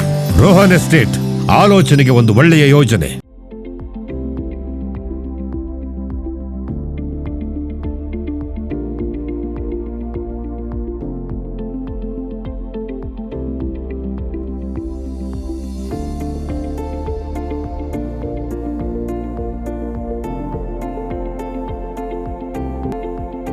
ಆರೋಗ್ಯ ಭಾಗ್ಯ. ಬ್ರೇಕ್ ಆದ್ಮೇಲೆ ಮತ್ತೆ ಆರೋಗ್ಯ ಭಾಗ್ಯ ಕಾರ್ಯಕ್ರಮಕ್ಕೆ ಸ್ವಾಗತ. ನಾವು ಮಾತಾಡ್ತಾ ಇದ್ವಿ ಕಿಡ್ನಿ ಬಗ್ಗೆ. ಕಿಡ್ನಿಯ ಆರೋಗ್ಯವನ್ನ ಹೇಗೆ ಕಾಪಾಡಿಕೊಳ್ಬೇಕು, ಹಾಗೆಯೇ ಕಿಡ್ನಿಯ ಕಸಿವರೆಗೂ ನಾವು ನಮ್ಮ ತಜ್ಞ ವೈದ್ಯರಿಂದ ಮಾಹಿತಿಯನ್ನ ಪಡ್ಕೊಂಡಿದ್ವಿ. ನಾರಾಯಣ ಆಸ್ಪತ್ರೆ ಏನು ಮೈಸೂರಿನ ರಿಂಗ್ ರಸ್ತೆಯಲ್ಲಿದೆ. ಈ ಆಸ್ಪತ್ರೆ ಕೊಡಗಿಗೆ ತುಂಬ ಸಮೀಪದಲ್ಲಿದೆ. ಅಲ್ಲಿ ಕಿಡ್ನಿಗೆ ಸಂಬಂಧಪಟ್ಟಂತೆ ಈ ಒಂದು ತಿಂಗಳಲ್ಲಿ ಸಂಪೂರ್ಣವಾದ ಎಲ್ಲ ತರಹದ ಚಿಕಿತ್ಸೆ ಆಗಿರ್ಬೋದು, ಪರೀಕ್ಷೆ ಆಗಿರ್ಬೋದು, ಇದರದೊಂದು ಮಾಸಾಚರಣೆಯನ್ನ ಮಾಡ್ತಾ ಬರ್ತಾ ಇದ್ದಾರೆ. ಅದರ ಅಂಗವಾಗಿ ಈ ಒಂದು ಕಾರ್ಯಕ್ರಮದಲ್ಲಿ ನಾವು ಕಿಡ್ನಿಯ ಬಗ್ಗೆ ಮಾತಾಡ್ತಾ ಹೋಗ್ತಾ ಇದ್ವಿ. ಕಿಡ್ನಿ ಕಸಿ ಬಗ್ಗೆ ತಿಳ್ಕೊಂಡ್ವಿ. ಈಗ ಮುಂದುವರೆದು ಡಾಕ್ಟರ್, ಈಗ ಈ ಮುಂದೆ ಕಿಡ್ನಿ ಏನೋ ವೈಫಲ್ಯ ಅಥವಾ ಕಿಡ್ನಿಯಲ್ಲಿ ಸಮಸ್ಯೆ ಅಂದ ತಕ್ಷಣ ನೆಕ್ಸ್ಟ್ ಸ್ಟೇಜ್ ಎಲ್ರಿಗೂ ಗೊತ್ತಿರತಕ್ಕಂಥದ್ದು ಡಯಾಲಿಸಿಸ್ ಮಾಡ್ತಾರೆ. ಸೊ ಈ ಡಯಾಲಿಸಿಸ್ ಅಂದ್ರೆ ಏನು, ಇದು ಎಷ್ಟು ಸುರಕ್ಷಿತ, ಇದು ಹೇಗೆ ಕೆಲಸ ಮಾಡುತ್ತೆ? ಈಗ ಯಾವ ಕಿಡ್ನಿ ಕೆಲಸ ಏನು, ಫಿಲ್ಟರ್ ರೀತಿ ರಕ್ತನ ಪರಿಶುದ್ಧಿ ಮಾಡೋದು. ಅದೇ ರೀತಿ ಯಾವ ಕಿಡ್ನಿ ಯಾವಾಗ ಅಂತಿಮ ಹಂತದ ವೈಫಲ್ಯತೆ ತಲುಪುತ್ತೆ ಆವಾಗ ಕಿಡ್ನಿ ಕೆಲಸ ನಾವು ಕೃತಕವಾಗಿ ಮಾಡಿಸ್ಬೇಕಾಗುತ್ತೆ. ಇದನ್ನ ಆರ್ಟಿಫಿಷಿಯಲ್ ಕಿಡ್ನಿ ಅಂತ ಹೇಳ್ತೀವಿ. ಅಂದ್ರೆ ಯಾವ ಕಿಡ್ನಿನ ಫಿಲ್ಟರ್ ಕೆಲಸನ ನಾವು ಬಾಡಿಯಿಂದ ಹೊರಗಡೆ ಮಾಡ್ಬೇಕಾಗುತ್ತೆ. ಅಂದ್ರೆ ಈಗ ಟ್ಯೂಬ್ ಹಾಕಿ ಇಲ್ಲ ಫಿಸ್ಟುಲಾ ಮೂಲಕ ರಕ್ತನ ತೆಗೆದುಕೊಂಡು ಅದನ್ನ ಫಿಲ್ಟರ್ ಇರುತ್ತೆ, ಫಿಲ್ಟರ್ ಅಲ್ಲಿ ಪ್ಯೂರಿಫೈ ಮಾಡಿ ವಾಪಸ್ ದೇಹಕ್ಕೆ ವಾಪಸ್ ಕೊಡುವಂಥದ್ದು. ಇದನ್ನ ನಾವು ರೆಗ್ಯುಲರ್ ಆಗಿ ಇದರಲ್ಲಿ 2 ತರ ಡಯಾಲಿಸಿಸ್. ಒಂದು ಅಕ್ಯೂಟ್ ಡಯಾಲಿಸಿಸ್ ಅಂತ ಹೇಳಿದ್ರೆ ಯಾವಾಗ ಏನೋ ಇನ್ಫೆಕ್ಷನ್ ಇಂದನೋ, ಹಾರ್ಟ್ ಫೇಲಿಯರ್ ಇಂದನೋ, ಇಲ್ಲ ಬ್ಲಾಕ್ ಇಂದನೋ ಕಿಡ್ನಿ ಯಾವಾಗ ಫೇಲ್ ಆಗುತ್ತೆ ಆವಾಗ ಟೆಂಪರರಿಯಾಗಿ ಮಾಡ್ತೀವಿ. ಆವಾಗ ಕಿಡ್ನಿ ರಿಕವರಿ ಮಾಡಿದ್ರೆ ಅದನ್ನು ಸ್ಟಾಪ್ ಮಾಡ್ಬೋದು. ಇನ್ನೊಂದು ಯಾವಾಗ ಕಿಡ್ನಿ ಅಂತಿಮ ಹಂತದ ವೈಫಲ್ಯತೆ ಅಂದ್ರೆ CKD ಸ್ಟೇಜ್ ಅಂದ್ರೆ ಎಂಡ್ ಸ್ಟೇಜ್ ರೀನಲ್ ಡಿಸೀಸ್, ಅಂದ್ರೆ ಯಾವಾಗ ಕಿಡ್ನಿ ಕೆಲಸ ಕಂಪ್ಲೀಟ್ ಆಗಿ ಹೋಗಿದೆ, ಅದು ಯಾವಾಗ ವಾಪಸ್ ಬರಲ್ಲ ಆ ಹಂತದಲ್ಲಿ ಪೇಷಂಟ್ಸ್ನ ಟು ಸಸ್ಟೈನ್ ಲೈಫ್ ಅಂದರೆ ಆ ಕಿಡ್ನಿ ಕೆಲಸ ನಾವು ಆರ್ಟಿಫಿಷಿಯಲ್ ಆಗಿ ಮಾಡೋದಕ್ಕೋಸ್ಕರ ಡಯಾಲಿಸಿಸ್ ಅಂತ ಕಂಟಿನ್ಯೂಸ್ ಮಾಡಕ್ಕೆ ಹೇಳ್ತೀವಿ ಅವ್ರಿಗೆ. ಅಂದರೆ ವಾರಕ್ಕೆ 2 ಸಲ ಇಲ್ಲ ವಾರಕ್ಕೆ 3 ಸಲ ಮಿನಿಮಮ್ 4 ಗಂಟೆ ಅದು ರೆಗ್ಯುಲರ್ ಡಯಾಲಿಸಿಸ್. ಅಂದರೆ ಅವರು ಪೇಷಂಟ್ಸ್ ಹಾಸ್ಪಿಟಲ್ಗೆ ಬಂದು ರೆಗ್ಯುಲರ್ ಎಲ್ಲ ಪೇಷಂಟ್ಸ್ ಜೊತೆ 4 ಗಂಟೆ ಡಯಾಲಿಸಿಸ್ ಮಾಡಿಸ್ಕೊಂಡು ವಾಪಸ್ ಹೋಗ್ತಾರೆ. ಅದ್ರ ಜೊತೆಗೆ ಮೆಡಿಕೇಶನ್ಸ್, ಈಗ ಬ್ಲಡ್ ಪ್ರೆಷರ್ಗಾಗಲಿ ಇಲ್ಲ ಬೇರೆ ಒಂದು ಕ್ಯಾಲ್ಶಿಯಮ್ಗೆ, ಹಿಮೋಗ್ಲೋಬಿನ್ ಮೇಂಟೈನ್ ಮಾಡೋದಕ್ಕೆ ಮೆಡಿಕೇಶನ್ಸ್ ಇರುತ್ತೆ. ಅದ್ರ ಜೊತೆಗೆ ಅವ್ರಿಗೆ ಅದ್ರ ತಕ್ಕಂಥ ಆಹಾರ ಕ್ರಮ ಅಂದರೆ ನೀರು ಮತ್ತು ಉಪ್ಪು ಕಮ್ಮಿ ಮಾಡಿ, ಈ ಪೊಟ್ಯಾಷಿಯಂ ಇರೋವಂಥ ಕಂಟೆಂಟ್ಗಳನ್ನ ಕಮ್ಮಿ ಮಾಡಿ, ಕೆಲವೊಂದು ಪ್ರೋಟೀನ್ ಡಯಟ್ನ ಅಡ್ಜಸ್ಟ್ ಮಾಡಿ ಕೊಡ್ತೀವಿ. ಅಂದರೆ ಯಾವ ಕಿಡ್ನಿ ಕೆಲಸನ ನಾವು ಕೃತಕವಾಗಿ ಮಷಿನ್ ಮೂಲಕ ಫಿಲ್ಟರ್ ಮೂಲಕ ಮಾಡೋದು ಇದನ್ನ ಡಯಾಲಿಸಿಸ್ ಅಂತ ಹೇಳಿ. ಈಗ ಹಲವು ಜನರಲ್ಲಿ ಒಂದು ಡಯಾಲಿಸಿಸ್ ಬಗ್ಗೆ ಇರತಕ್ಕಂಥ ಒಂದು ಅಪನಂಬಿಕೆ ಏನು ಅಂತ ಹೇಳಿದ್ರೆ, ಡಯಾಲಿಸಿಸ್ ಒಮ್ಮೆ ಶುರುವಾದರೆ ನನ್ನ ಕತೆ ಮುಗಿಯಿತು, ಸೊ ಡಯಾಲಿಸಿಸ್ ಶುರು ಆಗಿಬಿಟ್ರೆ ಇನ್ನು ಏನು ಮಾಡೋಕ್ಕಾಗೋದಿಲ್ಲ ಅಂತಕ್ಕಂಥದ್ದು ಭಾವನೆ ಹಲವಾರು ಜನರಲ್ಲಿ ಇರ್ತಕ್ಕಂಥದ್ದು. ಬೇರೆ ಕೆಲಸ ಮಾಡೋಕ್ಕಾಗೋದಿಲ್ಲ, ನಾನು ಮನೇಲೇ ಆಗ್ಬಿಡ್ತೀನಿ, ನನ್ನ ಯಾರು ನೋಡ್ತಾರೆ ಅಂತಹ ಒಂದು, ಈಗ ಮಾನಸಿಕವಾಗಿ ಒಂದು ಮನುಷ್ಯ ಕುಗ್ಗೋಗ್ಬಿಡ್ತಾನೆ. ಇಂಥದ್ದು ಆದಾಗ ನನಗೆ ಡಯಾಲಿಸಿಸ್ ಮಾಡಬೇಕು ಅಂತ ಹೇಳಿದ್ದಾರೆ ಅಂದ ತಕ್ಷಣ ಅಂಥವ್ರಿಗೆ ಏನು ಅಂದರೆ ಇದು ಹಳೆ ಕಲ್ಪನೆ. ಅಂದರೆ ಯಾವಾಗ ಡಯಾಲಿಸಿಸ್ ಸೌಲಭ್ಯ ಇರಲಿಲ್ಲ, ಡಯಾಲಿಸಿಸ್ ಮಾಡ್ಸೋಕ್ಕೆ 100 ಕಿಲೋಮೀಟರ್ ಸುತ್ತಬೇಕಿತ್ತು, ಮತ್ತು ಅಲ್ಲಿ ಹೋದರೂ ಡಯಾಲಿಸಿಸ್ ಮಾಡಿಸೋದಕ್ಕೆ ಮಷಿನ್ಸ್ ಆಗಲಿ, ಸ್ಲಾಟ್ ಆಗಲಿ, ಟ್ರೈನ್ ಡಾಕ್ಟರ್ಸ್ ಆಗಲಿ, ಟೆಕ್ನಿಷಿಯನ್ಸ್ ಇರ್ತಿರ್ಲಿಲ್ಲ. ಆ ಥರ ಪರಿಸ್ಥಿತಿ ಇತ್ತು. ಈಗಿನಂತಂದರೆ ಎಲ್ಲ ಕಡೆ ನಿಮಗೆ ಡಯಾಲಿಸಿಸ್ ಸೌಲಭ್ಯ ಇದೆ, ಒಳ್ಳೆ ಈಗ ಮಷಿನ್ಸಲ್ಲಿ ಇಂಪ್ರೂವ್ಮೆಂಟ್ ಆಗಿದೆ. ಈಗ ಮೊದಲೇ ಹೇಳ್ತಿರೋ ಡಯಾಲಿಸಿಸ್ ಮಾಡಿದಾಗ ಸುಸ್ತಾಗುತ್ತೆ, ಎಕ್ಸಾಸ್ಟ್ ಆಗ್ತೀವಿ, ಅದಕ್ಕೆ ತಡ್ಕೊಳಕ್ಕಾಗಲ್ಲ, ಆ ಥರ ಎಲ್ಲ ಕಂಪ್ಲೇಂಟ್ ಬರ್ತೀವಿ. ಈಗ ಡಯಾಲಿಸಿಸ್ ಫೆಸಿಲಿಟೀಸು ತುಂಬ ಇಂಪ್ರೂವ್ಮೆಂಟ್ ಆಗಿದೆ. ತುಂಬ ಜನ ಡಯಾಲಿಸಿಸ್ ಮಾಡಿಸ್ಕೊಂಡು ಆಫೀಸ್ಗಳಲ್ಲಿ, ಕಂಪ್ನಿಗಳಲ್ಲಿ ಮತ್ತು ಬ್ಯಾಂಕ್ಗಳಲ್ಲಿ ಕೆಲಸ ಮಾಡೋರಿದ್ದಾರೆ. ಚಿಕ್ಕ ಮಕ್ಕಳು ಡಯಾಲಿಸಿಸ್ ಮಾಡಿಸ್ಕೊಂಡು ಸ್ಕೂಲ್ಗೆ ಕಾಲೇಜ್ಗಳಿಗೆ ಹೋಗೋರಿದ್ದಾರೆ. ಮತ್ತು ವಯಸ್ಸಾದ ಡಯಾಲಿಸಿಸ್ ಮಾಡಿಸ್ಕೊಂಡು, ಅಂದರೆ ಡಯಾಲಿಸಿಸ್ ಮಾಡೋದ್ರಿಂದ ಅವರ ಜೀವನ ಮಟ್ಟ, ಜೀವನ ಕ್ರಮ ಡೆಫಿನೆಟ್ಲಿ ಅದೊಂದು ಇಂಪ್ರೂವ್ಮೆಂಟ್ ಆಗುವಂಥ ಒಂದು ಚಾನ್ಸಸ್ ಇದೆ. ಈಗ ಮೊದಲಿನ ಥರ ಕಲ್ಪನೆ ಏನಿತ್ತು ಆ ಥರ ಇಲ್ಲ. ನಾವು ತುಂಬ ಜನ ಡಯಾಲಿಸಿಸ್ ಪೇಷಂಟ್, 100 ಡಯಾಲಿಸಿಸ್ ಪೇಷಂಟ್ ನೋಡ್ತಾ ಇರ್ತೀವಿ. ಅವ್ರು ಹೇಳ್ತಾರೆ ಡಯಾಲಿಸಿಸ್ ಮಾಡಿಸ್ಕೊಡೋದ್ರಿಂದ ಅವರಿಗೆ ಓವರಾಲ್ ಇಂಪ್ರೂವ್ಮೆಂಟ್ ಇದೆ, ಅವ್ರು ಚೆನ್ನಾಗಿ ಅನಿಸ್ತಾ ಇದೆ, ಅದರಿಂದ ಅವರು ತಮ್ಮ ದಿನಚರಿ ಕೆಲಸಗಳಿರ್ಬೋದು, ಕಾರ್ಯಗಳಿರ್ಬೋದು ಎಲ್ಲನೂ ಮಾಡ್ಕೋಬೋದು, ಯಾವುದೇ ತೊಂದರೆ ಆಗ್ತಿಲ್ಲ. ಅಂದರೆ ಹಳೆ ಕಲ್ಪನೆಗೂ ಈಗಿನ ಪರಿಸ್ಥಿತಿಗೂ ತುಂಬ ಬದಲಾವಣೆ ಆಗಿದೆ. ತಕ್ಕಾಗಿ ಫೆಸಿಲಿಟಿಗಳು, ಸೌಲಭ್ಯಗಳು ಬಂದಿದೆ. ಈಗ ಕಿಡ್ನಿ ಆರೋಗ್ಯ ಕೆಡ್ತಾ ಇದೆ ಅಂದರೆ ಅದಕ್ಕೆ ಪ್ರಮುಖವಾದ ಕಾರಣ ಇರತಕ್ಕಂಥದ್ದು ಡಯಾಬಿಟಿಸ್ ಬಂತು ಅಂದರೆ ನೆಕ್ಸ್ಟ್ ಅದು ಕಿಡ್ನಿ ಮೇಲೆ ಎಫೆಕ್ಟ್ ಆಗುತ್ತೆ ಅಂತಕ್ಕಂಥದ್ದು. ಸೊ ಈ ಮಧುಮೇಹ ಇರತಕ್ಕಂಥ ರೋಗಿಗಳು ಯಾವ ರೀತಿ ಅವರ ಒಂದು ಆರೋಗ್ಯವನ್ನು, ಒಂದು ಕಿಡ್ನಿ ಆರೋಗ್ಯವನ್ನು ಕಾಪಾಡಿಕೊಳ್ಬೇಕು? ಆಗಲೇ ಹೇಳಿದಂಗೆ ಈಗ ಡಯಾಬಿಟಿಸ್ ಈಗ ಮುಂದಿನ ದಿನಗಳಲ್ಲಿ ಅಂದರೆ ಮುಂಚಿತವಾಗಿಯೇ ಬರ್ತಾ ಇದೆ. ಮುಂಚೆನ 60 ವರ್ಷ 70 ವರ್ಷಕ್ಕೆ ಬರ್ತಿತ್ತು, ಈಗ 30 ವರ್ಷ 40 ವರ್ಷಕ್ಕೆ ಬರ್ತಿದೆ. ಈ ಥರ ಆದಾಗ ಡ್ಯೂರೇಷನ್ ಜಾಸ್ತಿ ಆಗುತ್ತೆ. ಅಂದರೆ ಡಯಾಬಿಟಿಸ್ ಏನು, ಅದು ಎಷ್ಟು ವರ್ಷದಿಂದ ಇದೆ ಅಂತ ಹೇಳ್ತೀವಿ. ಈಗ 40 ವರ್ಷದವ್ರು ತೊಗೊಂಡ್ರೆ ನನಗೆ 10 ವರ್ಷದಿಂದ ಡಯಾಬಿಟಿಸ್ ಇದೆ ಅಂತ ಹೇಳ್ಬೋದು. ಸೊ ನೀವು ಕರೆಕ್ಟಾಗಿ ಶುಗರ್ಸ್ ಮೇಂಟೈನ್ ಮಾಡ್ಕೊಂಡಿರಬೇಕು. ಪ್ರತಿ ಸಲ ಹೋಗಿ ಚೆಕ್ ಮಾಡಿ ನೀವೇನು ತಗೊಳ್ತಾ ಇದ್ದೀರಾ, ಅದು ಟ್ಯಾಬ್ಲೆಟ್ ಇರ್ಬೋದು, ಇನ್ಸುಲಿನ್ ಇರ್ಬೋದು, ಏನಾದ್ರು ಇರ್ಬೋದು, ಏನು ತಗೊಳ್ತಿದ್ರೆ ಅದು ಕರೆಕ್ಟ್ ಇದೆಯಾ, ಕಡಿಮೆ ಆಗ್ತಿದೆ, ಡೋಸೇಜ್ ಕಡಿಮೆ ಆದರೆ ಅದು ಡೋಸೇಜ್ ಅಡ್ಜಸ್ಟ್ ಮಾಡಬೇಕಾಗುತ್ತೆ. ಸೊ ದಟ್ ನಿಮ್ಮ ಬ್ಲಡ್ ಗ್ಲೂಕೋಸ್ ಲೆವೆಲ್ ಏನಿದೆ ಅದು ನಾರ್ಮಲ್ ತುಂಬ ನಾರ್ಮಲ್ ಇರಲ್ಲ, ಒಂದು ಹಂತದಲ್ಲಿ ತಕ್ಕ ಪ್ರಮಾಣದಲ್ಲಿ ಇರಬೇಕು. ಅವಾಗ ಏನಾಗುತ್ತೆ, ಲಾಂಗ್ ಟರ್ಮ್ ಇಂಪ್ಯಾಕ್ಟ್ ಏನಿದೆ ಕಿಡ್ನಿ ಮೇಲೆ, ಅದು ದುಷ್ಪರಿಣಾಮ ಏನಿದೆ ಅದು ಕಡಿಮೆ ಆಗುತ್ತೆ. ಸೊ ಅದಾಗಿ ಈ ಕಿಡ್ನಿದು ಪರೀಕ್ಷೆ ಅಂತ ಹೇಳ್ತೀವಿ, ಅಲ್ಟ್ರಾಸೌಂಡ್ ಸ್ಕ್ಯಾನಿಂಗ್ ಆಗಿರಬಹುದು, ಹಾಗೆ ಕ್ರಿಯಾಟಿನಿನ್ ಸೀರಮ್, ರಕ್ತದ ಪರೀಕ್ಷೆ ಸೀರಮ್ ಕ್ರಿಯಾಟಿನಿನ್, ಯೂರಿನ್ ಚೆಕ್ ಮಾಡಿ ಅದು ಯೂರಿನಲ್ಲಿ ಏನು ಪ್ರೋಟೀನ್ ಲೀಕ್ ಆಗ್ತಿದೆಯಾ, ಏನು ಇನ್ಫೆಕ್ಷನ್ ಏನಾದ್ರು ಬರ್ತಾ ಇದೆಯಾ, ಇದನ್ನೆಲ್ಲ ಕಾಲಕ್ಕೆ ತಕ್ಕಂತೆ 3 ತಿಂಗಳಿಗೂ 6 ತಿಂಗಳಿಗೂ ಹೇಗೆ ಕಿಡ್ನಿ ಸ್ಪೆಷಲಿಸ್ಟ್ ಡಾಕ್ಟರ್ ಇರ್ಬೋದು ಅಥವಾ ನಿಮ್ಮ ಫಿಸಿಷಿಯನ್ ಡಾಕ್ಟರ್ ಹೇಗೆ ಅಡ್ವೈಸ್ ಮಾಡ್ತಾರೆ ಆ ಥರ ತೋರಿಸ್ಕೊಂಡು ಕರಾರುಕ್ಕಾಗಿ ಇಟ್ಕೊಂಡ್ರೆ ಈ ಕಿಡ್ನಿ ಫೇಲ್ಯೂರ್ ಆಗೋದು, ಕಿಡ್ನಿ ಫೇಲ್ಯೂರ್ ಅಂದರೆ ಡಯಾಲಿಸಿಸ್ಗೆ ಹೋಗ್ದೇನೆ ಇರ್ಬೋದು, ಬಟ್ ಪ್ರಥಮ ಹಂತದಲ್ಲಿ ಕಿಡ್ನಿ ಫೇಲ್ಯೂರ್ ಏನಾಗುತ್ತೆ ಅದನ್ನ ತಡೆಗಟ್ಬೋದು. ಹಾಗೂ ಕಿಡ್ನಿ ಫೇಲ್ಯೂರ್ ಯಾರಿಗೆ ಶುರು ಆಗಿರುತ್ತೆ ಅವರು ಡಯಾಲಿಸಿಸ್ಗೆ ಹೋಗೋದನ್ನ ಮುಂದೂಡ್ಬೋದು. ತಪ್ಪಿಸ್ಲಿಕ್ಕೆ ಆಗುತ್ತೆ ಅಂತ ಹೇಳಕ್ಕಾಗಲ್ಲ, ಬಟ್ ಆ ಕಾಲನ ಮುಂದೂಡ್ಬೋದು. ಓಕೆ, ಈ ಕಿಡ್ನಿಗೆ ಸಂಬಂಧಪಟ್ಟ ಸಮಸ್ಯೆಗಳು ಅಂದರೆ ಕಿಡ್ನಿ ಫೇಲ್ಯೂರ್ ಏನಾಗುತ್ತೆ, ಇದು ಕೌಟುಂಬಿಕವಾಗಿ ಅನುವಂಶೀಯವಾಗಿ ಬರುವಂಥ ಸಾಧ್ಯತೆ ಇದೆಯಾ ಅಂತ? ಅಂದರೆ ಎಲ್ಲ ಕಾಯಿಲೆಗಳು ಅನುವಂಶ ಅಂತಿಲ್ಲ, ಕೆಲವೊಂದು ಅನುವಂಶ ಕಾಯಿಲೆಗಳು ಇದೆ. ಸಪೋಸ್ ಈಗ ADP ಕಡೆಯಿಂದ ಪಾಲಿಸಿಸ್ಟಿಕ್ ಕಿಡ್ನಿ ಡಿಸೀಸ್ ಅಂದರೆ ಕಿಡ್ನಿನಲ್ಲಿ ನೀರುಗುಳ್ಳೆಗಳಾಗಿರುತ್ತೆ, ಕೆಲವೊಂದು ಆಲ್ಪೋರ್ಟ್ ಸಿಂಡ್ರೋಮ್, ಇದೆಲ್ಲ ಅನುವಂಶಿಕ ಇದೆ. ಮೋಸ್ಟ್ ಆಫ್ ದ ಪ್ರಾಬ್ಲಮ್ಸ್ ಈ ಲೈಫ್ ಸ್ಟೈಲ್ ಡಿಸೀಸ್ ಅಂತ ಹೇಳ್ತೀವಿ. ಈಗ ಡಯಾಬಿಟಿಸಿಂದ, ಈ ಹೈಪರ್ ಟೆನ್ಷನಿಂದ, ಈ ಪೇನ್ ಕಿಲ್ಲರ್ಸ್ ತಗೊಳ್ಳೋದ್ರಿಂದ, ಇದೆ. ಈಗ ಕೆಲವೊಂದು ಕಾಯಿಲೆಗಳು ಕಾರಣನೇ ಗೊತ್ತಿರಲ್ಲ, ಅದೇ 130% ಎನ್ವಿರಾನ್ಮೆಂಟಲ್ ಫ್ಯಾಕ್ಟರ್ಸ್ ಇಂದನೂ ಬಂದಿರುತ್ತೆ. ಅನುವಂಶ ಕಾಯಿಲೆಗಳು ತುಂಬಾ ರೇರ್, ಬಟ್ ಅದು ಎಲ್ಲಾ ಕಾಯಿಲೆ ಅನುವಂಶ ಅಲ್ಲ. ಡಾಕ್ಟರ್, ಯಾವೆಲ್ಲ ಕಾಯಿಲೆಗಳು ಕಿಡ್ನಿಗೆ ಸಂಬಂಧಪಟ್ಟಂತೆ ಬರುತ್ತೆ ಅಂತ? ಕಿಡ್ನಿಗೆ ಯಾವ್ದೆಲ್ಲ ತೊಂದರೆಗಳು ಉಂಟಾಗುತ್ತೆ? ಅಂದ್ರೆ ಕಿಡ್ನಿಗೆ ಯಾವ ತರ ತೊಂದರೆ ಅಂದ್ರೆ, ಈಗ ಡಯಾಬಿಟಿಸ್ ಇಂದ ಡಯಾಬಿಟಿಕ್ ನೆಫ್ರೋಪತಿ ಅಂತ ಬರ್ಬೋದು, ಈಗ ಹೈಪರ್ ಟೆನ್ಷನ್ ಇಂದ ಹೈಪರ್ ಟೆನ್ಷನ್ ರಿಲೇಟೆಡ್ ಪ್ರಾಬ್ಲಮ್ಸ್ ಬರ್ಬೋದು. ಅದಲ್ಲದೆ ಈಗ ಕೆಲವು ಚಿಕ್ಕ ಮಕ್ಕಳಲ್ಲಿ ಈಗ ಊದ್ಕೊಳ್ಳೋ ಸಮಸ್ಯೆ, ನೆಫ್ರೋಟಿಕ್ ಸಿಂಡ್ರೋಮ್ ಅಂತ ಹೇಳ್ತೀವಿ, ಅದು ಬರ್ಬೋದು. ಇಲ್ಲ ಅದಲ್ಲದೆ ಈಗ ಪೇನ್ ಕಿಲ್ಲರ್ಸ್ ಅದೆಲ್ಲ ತಗೊಂಡಿದ್ದ ಇಂಡಸ್ಟ್ರಿಯಲ್ ನೆಫ್ರೈಟಿಸ್ ಇಂದ ಇರ್ಬೋದು. ಕೆಲವೊಂದು ಅನ್ನೋನ್ ಆಯುರ್ವೇದಿಕ್ ಮೆಡಿಕೇಶನ್ಸ್, ಇಲ್ಲ ಆರ್ಬಿಸೈಡ್ಸ್, ಪೆಸ್ಟಿಸೈಡ್ಸ್ ಇದೆಲ್ಲ ತಗೊಳ್ಳೋದ್ರಿಂದ ಇಂಡಸ್ಟ್ರಿಯಲ್ ನೆಫ್ರೈಟಿಸ್ ಅಂತ ಆಗ್ಬೋದು. ಈಗ ನೀವು ಹೇಳ್ದಂಗೆ ಜೆನೆಟಿಕ್ ಅನುವಂಶೀಯ ಕಾಯಿಲೆಗಳು ಬರ್ಬೋದು.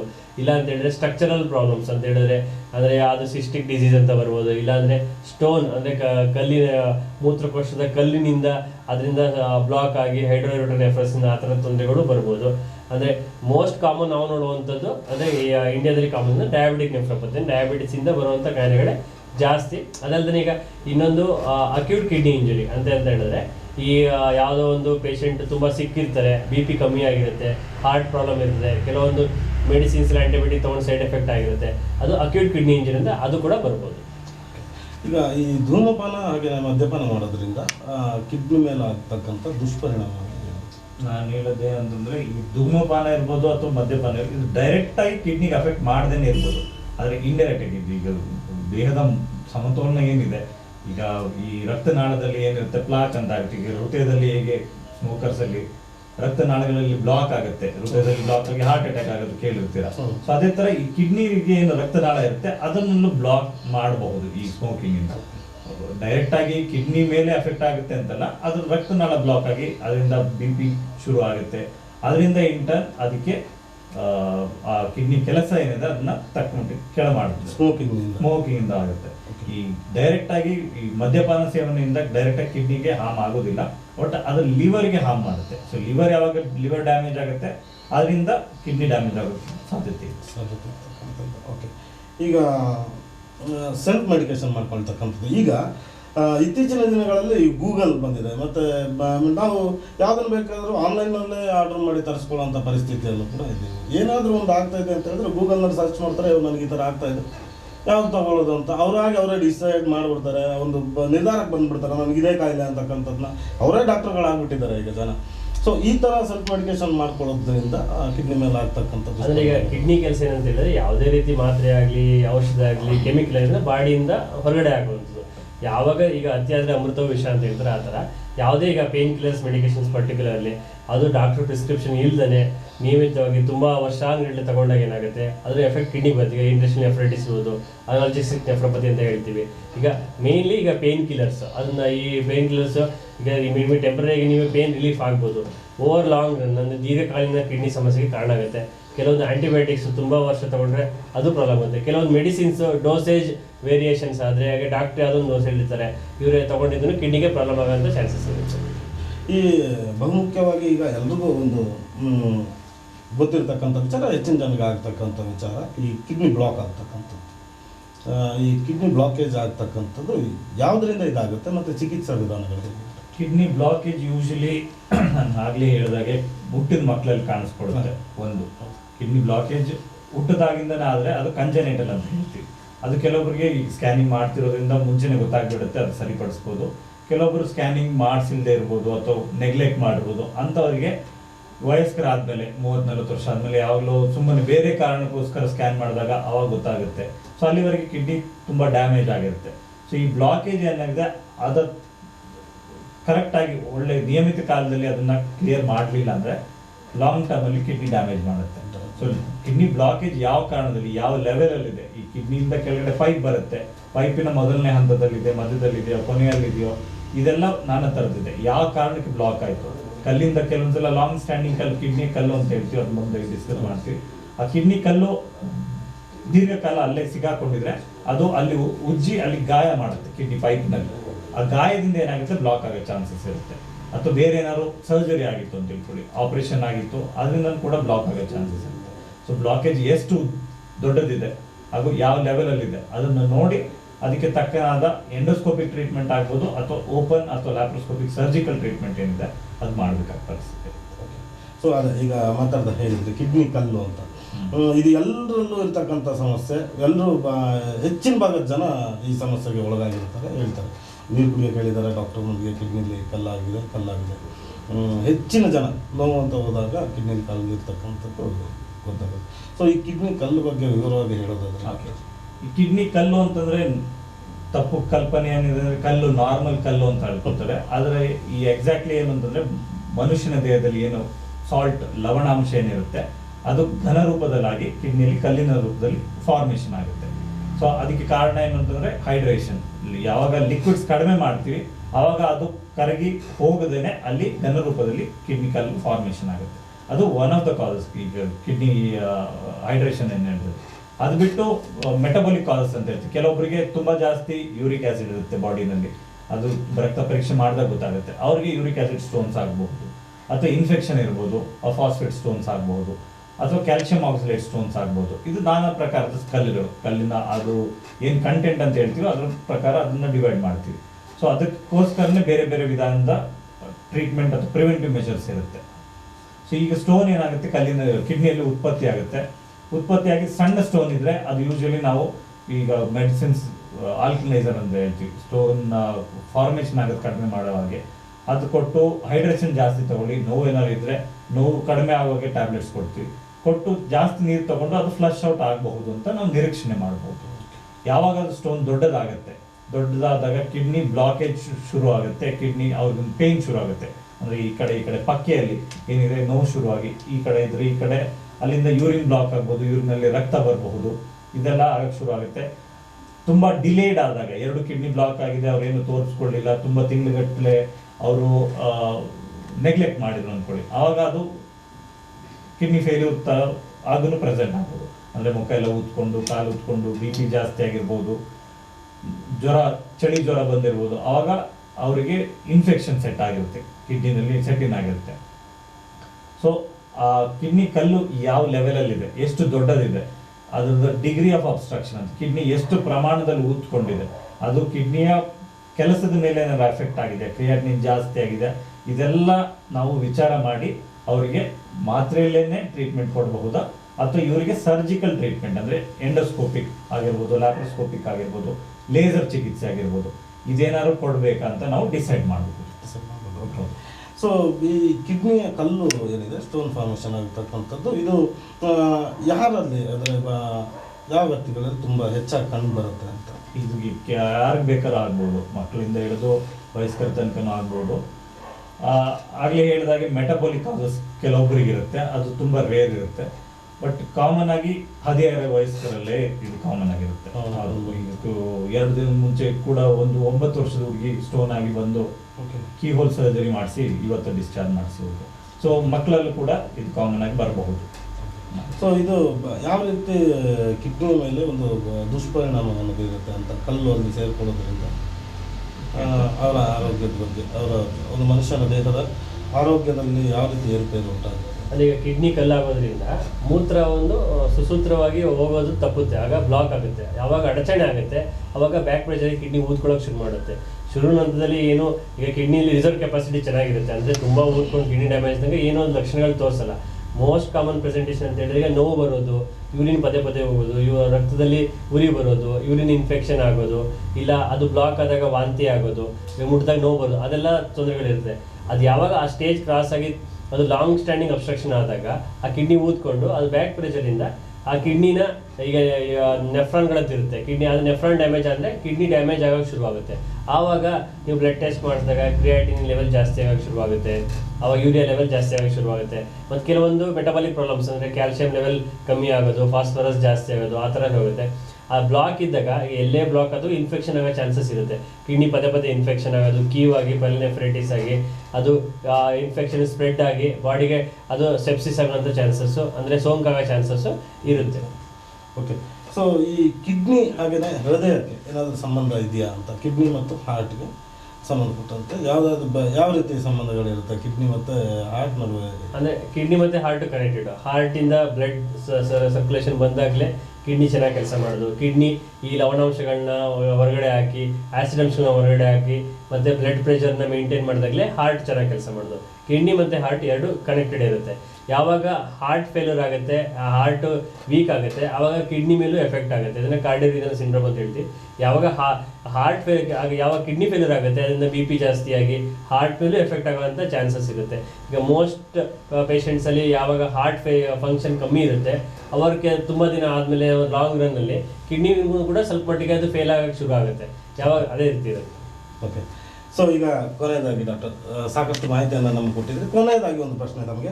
ಈಗ ನಾರಾಯಣ ಮಲ್ಟಿ ಸ್ಪೆಷಾಲಿಟಿ ಆಸ್ಪತ್ರೆ ಇದೆ, ಇಲ್ಲಿ ಸಮಗ್ರ ಮೂತ್ರಶಾಸ್ತ್ರದ ಒಂದು ಮೂತ್ರ ರೋಗದ ಆರೈಕಾ ಕೇಂದ್ರ ಏನಿದೆ, ಇಲ್ಲಿ ಯಾವೆಲ್ಲ ರೀತಿಯ ಚಿಕಿತ್ಸೆಯನ್ನು ಈ ಮಾಸದಲ್ಲಿ ಅಥವಾ ಮುಂದೆ ನೀವು ನೀಡ್ತಾ ಬರ್ತಾ ಇದ್ದೀರಿ, ಯಾವೆಲ್ಲ ಸೌಲಭ್ಯಗಳಲ್ಲಿ ಸಿಗುತ್ತೆ ಅಂತ?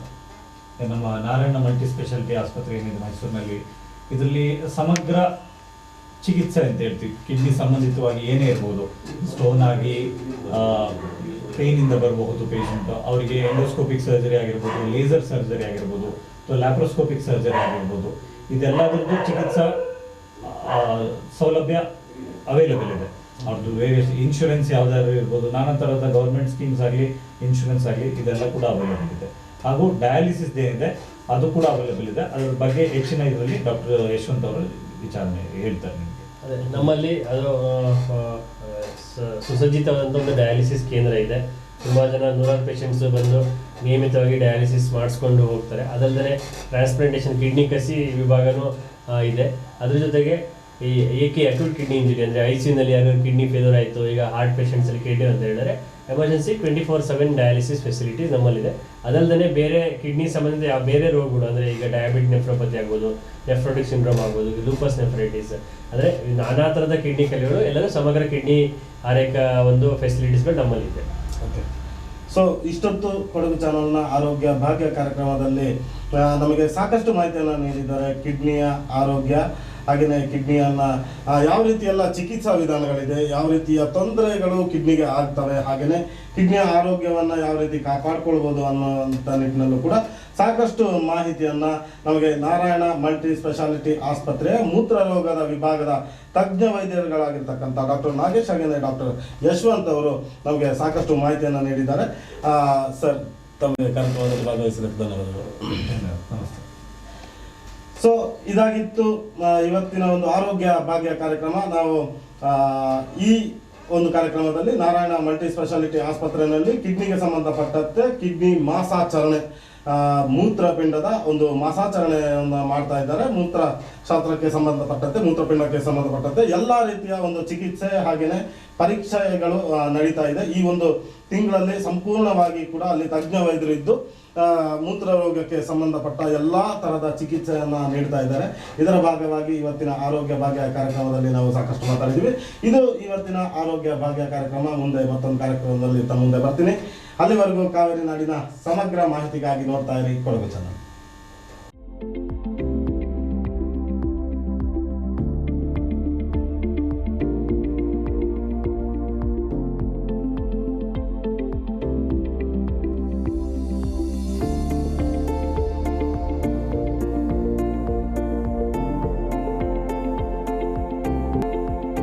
ಆರೋಗ್ಯ ಭಾಗ್ಯ